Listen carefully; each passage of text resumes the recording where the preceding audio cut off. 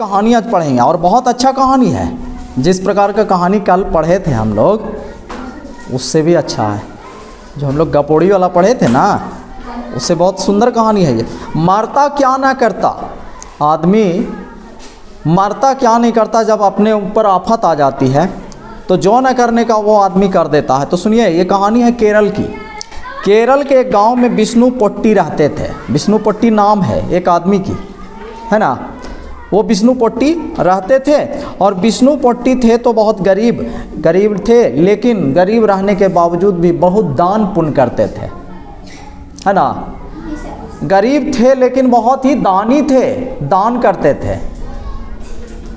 एक आदमी होता है गरीब है तो अपना वो रहिए नहीं है, दूसरा को हम क्या देंगे, लेकिन ऐसा नहीं था। विष्णु पोट्टी दूसरे को दान करते थे तो उन्हें दानी कहलाने का शौक़ था। और वो प्रतिदिन क्या करते थे कि घर पर कोई ना कोई एक दो आदमी को बुला लेते थे खाना खिलाने के लिए कि आइए मेरे घर पे खाइए। माने इतना दानी थे। आज देखिए खुद बेचारे भूखे रहना पड़ता था। इनकी पत्नी इनसे बड़ा गुस्सा रहती थी, वो समझाती थी। इनकी पत्नी इनको बहुत समझाती थी कि भाई हाँ किस तरह से हम लोग कितना मुश्किल से घर चलाते हैं जो हम ही लोग जानते हैं। तो आपको इस तरह काम नहीं करना चाहिए, यानी कि प्रतिदिन किसी न किसी को आप बुलाकर ले आते हैं। किसी दिन घर में खाना रहता है, किसी दिन घर में खाना नहीं रहता है, तो किस तरह से काम चलेगा। और मैं किसी तरह से उधार लाती हूँ मांग करके पड़ोसियों से, समझे। पड़ोसी से कभी दाल उधार, कभी चावल उधार, कभी आटा उधार, और पड़ोसी भी उनसे नाराज़ रहते थे। नाराज़ क्यों नहीं रहेंगे। अब रोज़ रोज़ किसी के यहाँ से हम जाएंगे या उधार कहेंगे कि दे दो भाई, पाव भर चावल दे दा, आधा किलो दाल दे दा, ऐसे करके। अब पैसा हम दे रहे हैं ये नहीं आए कि इधर से है कि रोज़ रोज़ कोई आ जा रहा है हमारे यहाँ खाने, जुटाएंगे कहाँ से, पैसा है नहीं घर में, उधार लाएंगे, है कि नहीं। तो उधार लेकर के आते हैं।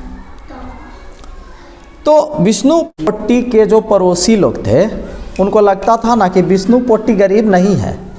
अब गरीब रहता तब इसके घर में रोज़ 2-3 गो आदमी आता खाना खाए, है कि नहीं। रोज़ आता है खाना खाता। हम गरीब रहेंगे तो इतना दान करेंगे जी, नहीं ना करेंगे। अमीर आदमी ने करता है। तो बेचारी की मदद करने वाला कोई नहीं था। बेचारी कौन, विष्णु पोट्टी की पत्नी। बेचारी विष्णु पोट्टी की पत्नी बड़ा परेशान, बहुत तबाह कि इनको कैसे हम सुधारें। कितनों समझाते हैं, कितनों मना करते हैं, तो सुनते नहीं हैं। समझिए कौन नहीं सुनते हैं, हाँ विष्णु पोट्टी नहीं सुनते हैं, क्योंकि रोज़ 2-3 को बुला करके ले आते हैं। तो इसके चक्कर में वो बेचारी विष्णु पोट्टी की पत्नी कभी कभी भूखे रह जाती थी, और कभी कभी तो कई दिन उसको भूखे रहना पड़ता था। मान लीजिए कि दोपहर का खाना बना हुआ है और अगर 2 आदमी आ गया घर में तो खाना उसी को खिला दिए। अब विष्णु पोट्टी की पत्नी बेचारी रह गई ऐसी, फिर कल हो के वही धंधा, परसों हो के वही धंधा। तो कई दिनों तक वो भूखे रह जाती थी। अब करे तो क्या करें, समझ में नहीं आ रहा था। हम वो किसी के बारे में वो समझ नहीं पाते थे विष्णु पोट्टी। अंत में थक हार करके वो विष्णु पोट्टी की पत्नी बोल देती है कि अब हमसे नहीं होगा, सहा नहीं जाता, इस तरह का आप काम करते हैं। लेकिन बोलता कि अच्छा ठीक है। और अगले दिन फिर वही धंधा, फिर 2 आदमी। तो एक दिन का हुआ, सुनो बड़ा इंटरेस्टिंग बात है। एक दिन का हुआ ना कि विष्णु पोट्टी 2 आदमी को बुला के घर में ले आए। किस लिए, हाँ खाना खिलाने के लिए कि आज फिर खिलाएंगे। तो एकदम परेशान होवल थी उनका पत्नी जो थी, एकदम आज सोची कि ना कुछ हम उपाय कर ही के रहेंगे। ये रोज़ के यही धंधा है, रोज़ हम भूखे रह जाते हैं। अब इतना उधार लगा हुआ है पड़ोसी में, आज तो हम कुछ ना कुछ सबक इनको सिखाएंगे। तब देखिए होता क्या है सबक। वो सोचते उसके दिमाग में एक उपाय आता है। उपाय क्या था कि मेहमान जो भी आए हुए थे 2 उनके सामने आती है पत्नी और हाथ जोड़कर बोलती है कि आप लोग हाथ मुँह धो करके क्या कीजिए? हाँ बैठिए, मैं अभी खाना परोसती हूँ। दोनों हाथ मुँह धो करके बैठिए। वो व्यक्ति बैठ गया। अब ये क्या करती है कि धान कूटने वाला ओखली में जो ऐसे से मूसल होता है, जिससे ऐसे से कूटते हैं हम लोग, बड़ा लंबा सा, उसको ले करके और उसमें कुछ चंदन टिक्का सिंदूर लगा देती है मूसल में, जिसको हम लोग देहाती भाषा में समाठ बोलते हैं ना, समाठ बोलते हैं। तो उसमें पूरा चंदन टिक्का रोड़ी हुमाद कर देती है, वहाँ पर एगो दिया जला देती है और वो मूसल को वहाँ पर रख देती है। और मूसल को रख करके वहाँ पर हाथ जोड़ करके उसके सामने आँख बंद करके, ये नाटक था उसका, झूठ मूठ वाला। आपका मूसल के पूजा होता है कि नहीं? वो नाटक था। वो उसके सामने ऐसे हाथ जोड़ करके बैठ जाती है और झूठ मूठ कुछ मुंह से लगे कि मंत्र हम पढ़ रहे हैं, है ना, इस तरह से पढ़ने लगती है। अब मेहमान लोग जो थे, देखिए ऐसे ही इस तरह से करती है ना कि उनको दिखाई देते रहे, जो मेहमान हाथ मुंह धोकर बैठे हैं खाना खाने के लिए, उनको दिखे कि पूजा हो रहा है। वो देखे कि भाई आज तक हम किसी को मूसल का पूजा करते हुए नहीं देखे हैं, ये तो आज हम पहली बार एकदम नया नया देख रहे हैं। किसी के घर में कभी कृष्ण भगवान, कभी शंकर भगवान, कभी वो भगवान होता है पूजा, लेकिन मूसल के रख के उसको चंदन टिक्का रोड़ी लगा के उस पर हुमाद किया जाता है, कपूर उपूर जला के, दिया जला के, ऐसा तो होता नहीं। पूरा चकित वहाँ से उठ के, वो चूँकि हाथ मुंह धो के बैठा हुआ था, उठ के आया और देखने लगा गौर से कि क्या कर रही है। और पूछा महिला से, विष्णुपट्टी की जो पत्नी थी उनसे वो पूछा कि आप ये क्या कर रही हैं, मतलब ये मूसल की पूजा कर रही हैं? मैंने आज तक नहीं देखा है किसी मूसल को पूजा होते हुए। वो यही तो चाह रही थी कि पूछे, है ना, काहे कि उसका वो कुछ प्लानिंग था। जब वो पूछता है तो पहले आनाकानी करती है कि जो ये हम पूजा कर रहे हैं, इस मूसल का संबंध आप दोनों से ही है ना।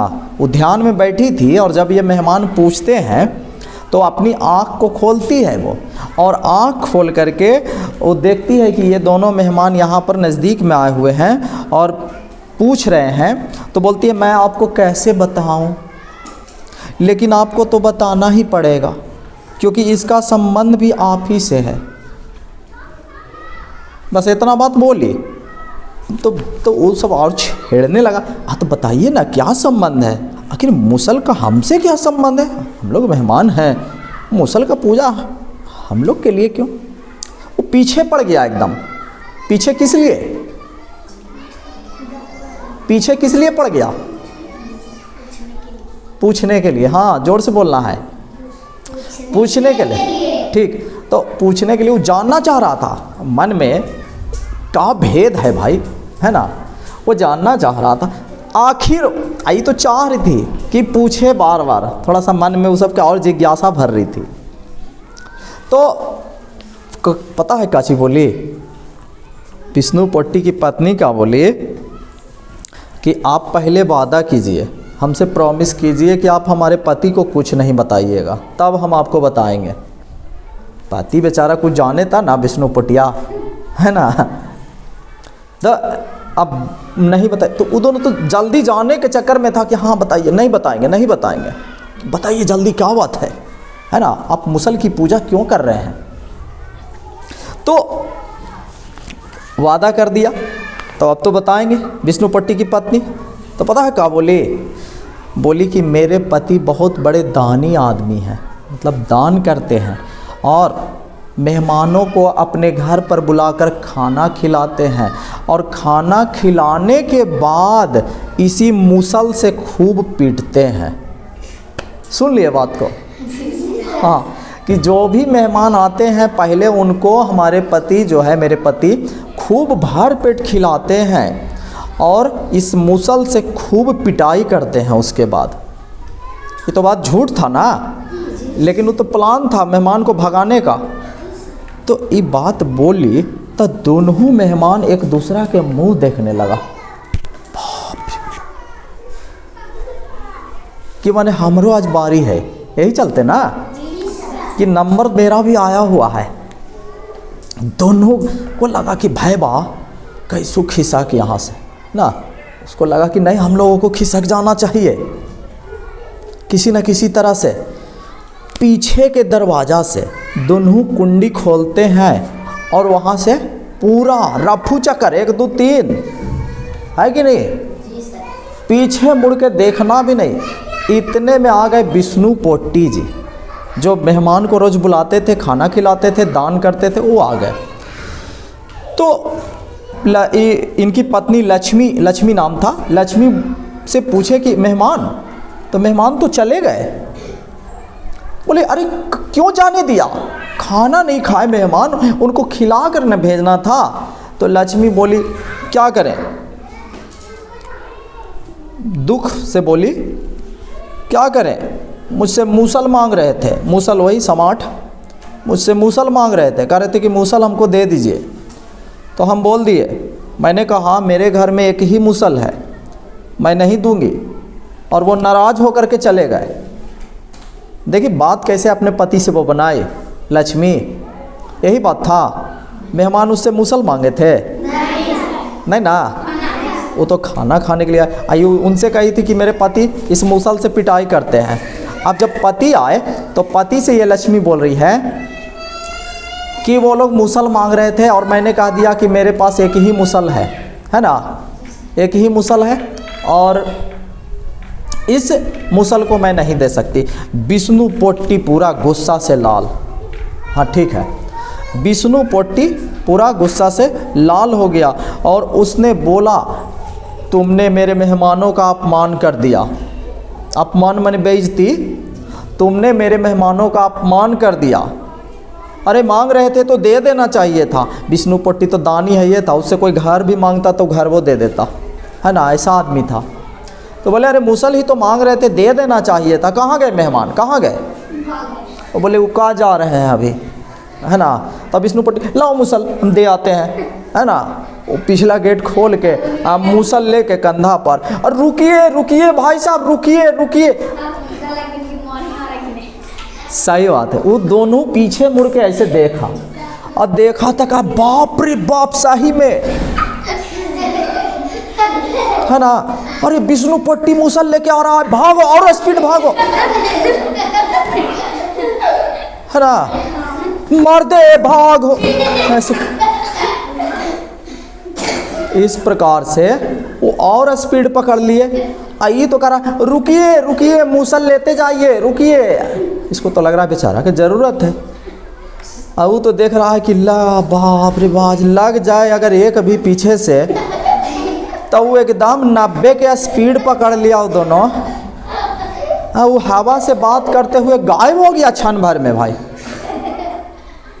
अब क्या था, विष्णु पोट्टी बेचारे मूसल ले करके लौटे गांव, अपना बहुत दूर तक खदेड़ दिए थे देने के लिए, जैसे पुल पर से। अब फिर लौट रहे हैं मूसल को कंधा पर लेके। अब गांव वाला में हल्ला फैल गया कि विष्णु पोट्टी जो है खाना खिलाने के बाद मेहमान को पीटता है मूसल से।